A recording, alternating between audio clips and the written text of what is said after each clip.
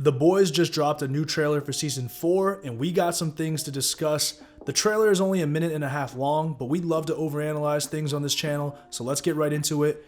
It's always fun to see new soups in this universe, and we get some glimpses of that in this trailer. Who is this new version of Maeve? Season 3 ended with the entire world thinking that Maeve sacrificed herself to fight against Soldier Boy.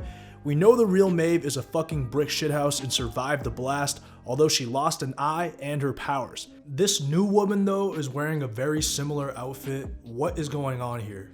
Yeah, it's like if Maeve's character was designed by Tucker Carlson or something.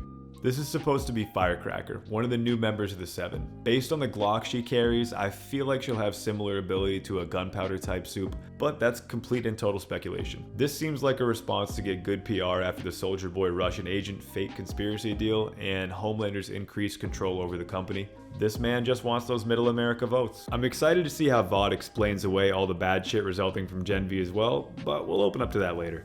We also get a Black Noir appearance. Holy shit, who is playing the new one? We've played around with the Sam from Gen V theory, and if you've read the comics, you know about the possibility of a Homelander clone. I would say evil Homelander clone, but I mean, the OG is pretty evil. I think you should, Joe. I don't think I want to. You don't want to? Why don't you show a little follow through, Chelsea? I'm hoping it's neither. Just bring a fresh new character, as fresh as someone can be who can't speak or reveal their face. Yeah, good points there. I'd love to see someone new. Alright, let's talk about the soups that we don't know about yet. We get the scary octopus chick who's got Kimiko pinned to the ground. She reminds me of the Demogorgon from Stranger Things.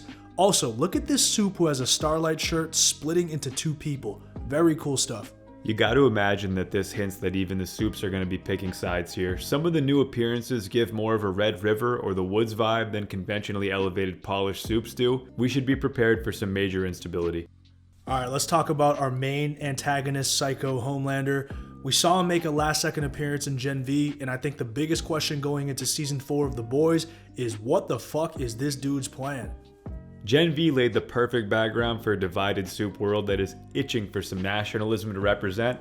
Enter Homelander, a guy who's trying to assert his legacy in unquenchable megalomania drenched in sociopathy. Well, blood, but also sociopathy. After ultimately committing domestic terrorism to defend his creepy-ass son's honor, Ryan is like if the kid from The Omen and Superman had their genes spliced together in the worst way possible. Whatever he has planned next definitely is not good. Yeah, we do know that Homelander wants blind support and loyalty, and we see this brawl break out between Homelander supporters and Starlight supporters.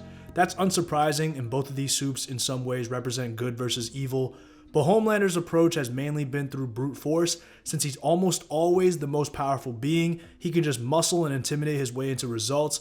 Sure, there are moments where he puts his villainous plotting cap on, such as in season 1 when he's getting Compound V into terrorist hands. So what happens when you partner Homelander with someone else who can be the brains behind the operation? And this is where we see this new woman who we don't know anything about yet. It seems like she's gassing Homelander up and putting thoughts in his head. And this is Sister Sage, another new member of the Seven. Based on the way she's manipulating Homelander while also offering support, I get the impression that she has some kind of wisdom, psychic ability, or similar power set. This is a tough loss for the good guys because the last thing we need is an advisor to Homelander that actually understands big picture strategic thinking. We don't see any characters from Gen V in the trailer, but that doesn't mean we won't get them. The whole plot on season 1 of Gen V centers on Dr. Cardoso's contagious virus that could kill all the soups and theoretically put an end to Homelander. You gotta imagine that if Butcher catches wind of this virus, he'll do what it takes to possess it. Ample opportunity for our beloved Gen V characters to make an appearance in season 4. It would be a damn shame if a couple of Gen V inmates don't make an appearance over on Butcher's side. The opposing factions align perfectly with Homelander's political ascendance angle, and there's Newman to contend with as well. She made dual appearances in these shows during her political run.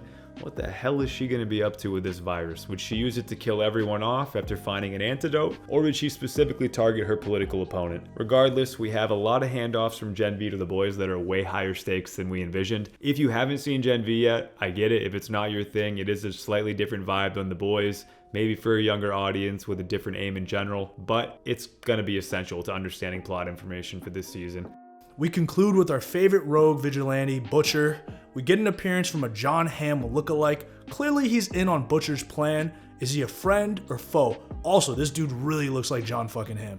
Pretty spot on, Chen. I remember this dude from Watchmen, so my hopes are high. Butcher posting up at an abandoned VOD video made me chuckle. Also, check the retro Polarity movie cutout. This man has to mount up quick because the clock is seemingly ticking after the reveal that he's living on borrowed time. Butcher and Starlight haven't always seen eye to eye, but I think we can assume that the efforts by both of the two are coordinated against Homelander. The tough part is having Newman to contend with as well is interesting because now we have to piece together who the lesser of these two evils really is. There are some legitimate questions here. It'd be really tough to take out America's sweetheart, but not impossible.